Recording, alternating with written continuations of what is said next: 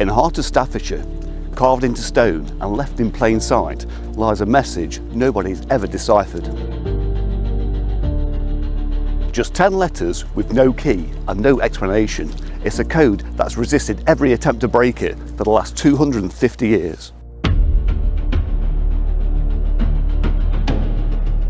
The Shugborough estate began as a modest manor in 1624 when it was purchased by William Anson, a Staffordshire lawyer, but it was his descendants, Thomas and George Anson, who transformed it into one of the most ambitious Enlightenment era estates in Britain.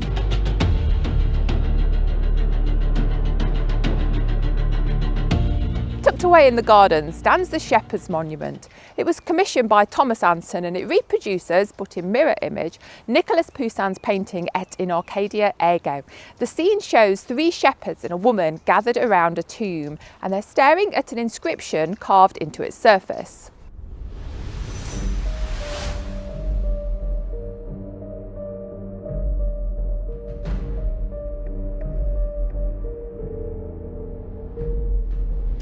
But beneath this classical image lies something far more cryptic, a second inscription carved into the base of the monument itself.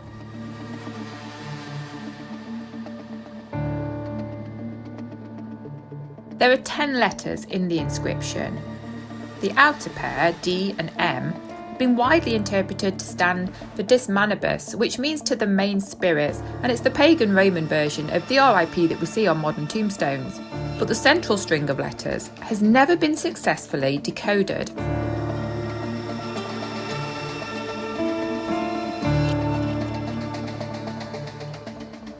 What makes this monument even more intriguing is the positioning of the figure's hands. 2 of the shepherds point directly at the tomb and their fingers appear to align with specific letters in the inscription. Some researchers believe this is deliberate, that the sculptor intended to draw attention to these letters. The left to right flip of Poussin's original has also sparked debate. Was it an error, or is it symbolic and meant to suggest a hidden meaning?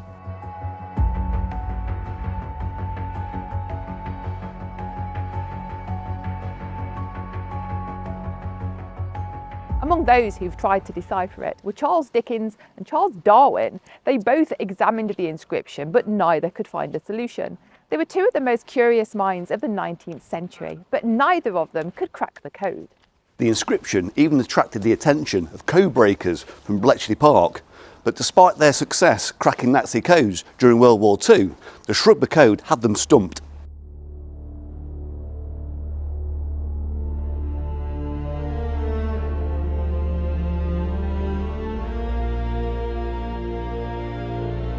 One of the earliest theories is that each letter stands for a Latin word forming a funerary dedication.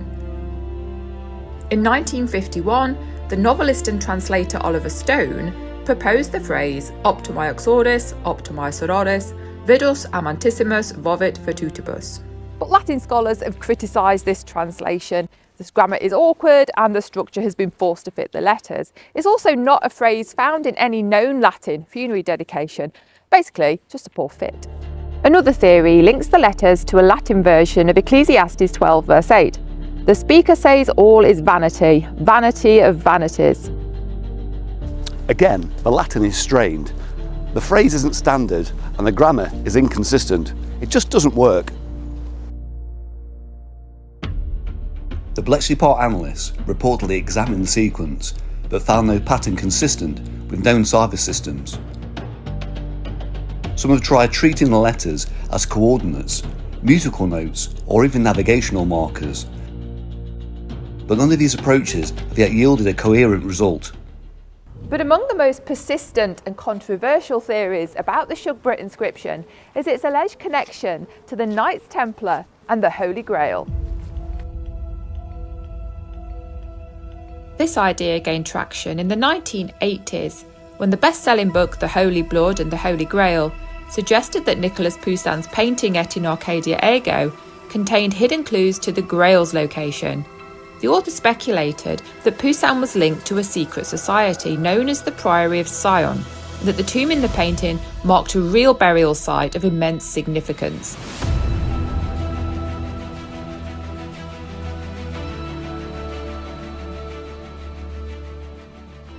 The The Shugborough monument has been interpreted as a riddle, pointing to the Grail's hiding place. The 10-letter inscription beneath the relief was seen as the key and part of a secret passed down by the Knights Templar.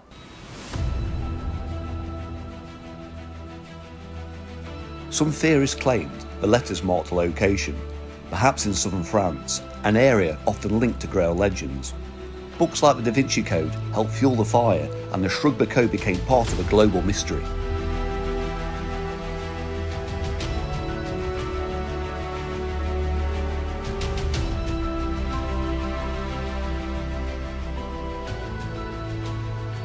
But there's no historical evidence linking the Anson family to the Knights Templar.